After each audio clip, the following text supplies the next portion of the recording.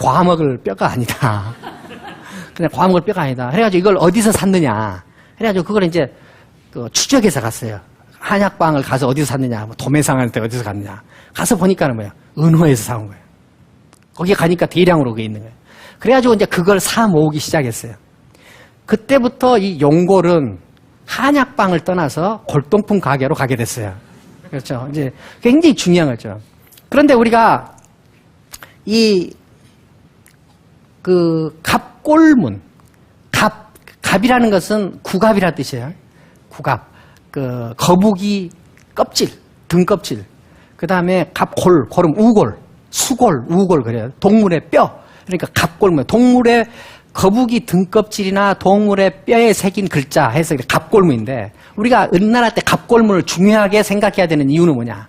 거기에 기록된 내용 때문에 그래요. 거기에 무엇이 기록되느냐. 모든 것을 다 통치자가 행위하기 전에 점을 치는 내용이 되어 있어요.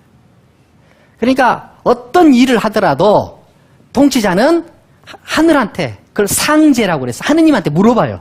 그럼 하느님한테 물어보는 점을 치고 하느님이 이렇게 대답했다 하는 기록을 남긴 내용으로 되어 있어요. 우리가 은나라 하면 떠올려야 될 글자가 뭐예요? 갑골문. 갑골문. 시간이 나면 또 뭘 생각해야 돼요? 청동기. 청동기로 새겼어요. 그런데 갑골문을 우리가 기억하는 이유는 갑골문에 기록된 내용이 다 모두 다 하느님에게 묻는 내용으로 되어 있다. 하느님에게 묻는 내용으로 되어 있다는 그것을 가지고 추측할 수 있는 건 뭐냐. 은나라 사람들은 이 세계의 모든 일을 다 하느님이 결정한다고 생각했다 하는 것을 알 수 있죠. 그래서 은나라 사람들은 하느님을 만들어낸 거예요. 가만히 생각해 보세요. 자, 인간이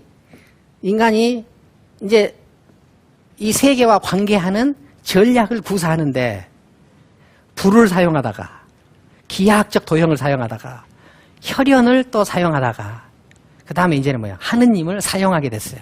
하느님을 만들어내게 됐어요. 불을 매개로 인간이 자기를 해석하다가 그 다음에 기하학적 도형을 가지고 관계하고 해석하다가 혈연을 매개로 해서 자기를 해석하고 자기 존재의 의의를 갖다가 나중에 하느님을 매개로 해서 자기 존재의 의의를 확인하고 파악했어요. 이해했어요. 자, 그러면은 혈연을 코드로 사용할 때하고 하느님을 코드로 사용할 때 인간의 지위는 상승했어요? 하강했어요? 상승한 거죠. 인간의 지위는 상승한 거예요. 왜 상승했어요?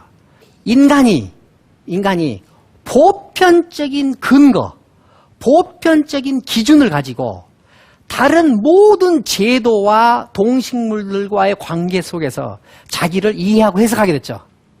인간이 혈연이라는 제한된 어떤 경험 시스템으로 자기를 해석하다가 신이라는 보편적 절대자를 매개로 해서 자기를 해석하게 됐어요. 그러면은 인간의 지위는 상승했어요? 하강했어요? 상승한 거죠. 다음에 제가 여러분들한테 하나 힌트를 드리겠습니다. 인간의 지위가 상승했느냐 하강했느냐 이 질문을 할 때 거의 대부분 상승했다고 하면 정답이에요. 왜 그래요? 인류 역사는 인간 지위의 상승의 역사예요. 인간 지위의 상승했어. 인간은 자기 지위를 한 번도 낮춰본 적이 없어요. 집단적으로 함께 상승하다가 집단이 상승하고 상승한 다음에는 분화돼서 이제는 뭐야? 개인이 상승하는 지경이에요. 그러니까 인류 역사는 인간의 상승 역사예요. 이게 정답을 먼저 가르쳐드려서 다음부터 질문 안 하겠습니다. 자, 그러면 우리가 우리 베이징 원인, 북경 원인, BC 50만 년 전에서 자, 이렇게 은나라 때까지 중국 사람들의 역사를 보면은 인간이 세계와 관계하는 생존 전략이나 그 다음에 이해 방식이나를 볼 때 인간 지위는 계속 상승한 역사다 하는 것을 알 수 있죠. 자, 재밌죠? 재밌죠? 하고 있는 내가 재밌는데 여러분들은 얼마나 재밌겠어요? 자, 이제부터 점점 더 재밌어져요. 자, 은나라 때는, 은나라 하면 떠올려야 될 게 뭐예요? 갑골문. 갑골문을 통해서 우리는 하느님이 은나라 때는 지배했다는 것을 알게 됐고, 하느님이 모든 것을 지배한다는 이 시스템은 인간의 지위가 상승하는 어떠한 단계를 보여준다. 자, 하느님이 있었어요. 그럼 하느님의 특징은 뭐겠어요? 하느님의 특징은 이랬다 저랬다 하면 안 되죠. 그렇죠. 일관성이 있어요, 하느님은. 하느님이 어저께는 도둑질한 사람한테 벌을 줬는데 내일은 도둑질하는 사람한테 상을 주면 안 되죠. 우리 석세의 사람들은 그럴 수 있지만 하느님은 그러면 안 되죠. 하느님한테 가장 중요한 것은 일관성이에요. 그 다음에 또 하나는 뭐냐? 불변성이죠. 불변성. 변하면 안 되죠. 하느님 변하면 안 돼요. 그래서 뭐예요? 왜 이것이 변하면 안 되냐면은 은나라에서 하느님이 모든 걸 지배하는데 하느님이 모든 걸 지배해서 제도도 하느님이 만들었죠. 하느님. 그러니까 이렇게 하느님이라고 하면 기독교 하느님하고 이렇게 헷갈릴 수 있지만 여기서는 상제라고 하는데 우리한테 익숙하니까 하느님은 은나라 때 개념으로는 상제예요.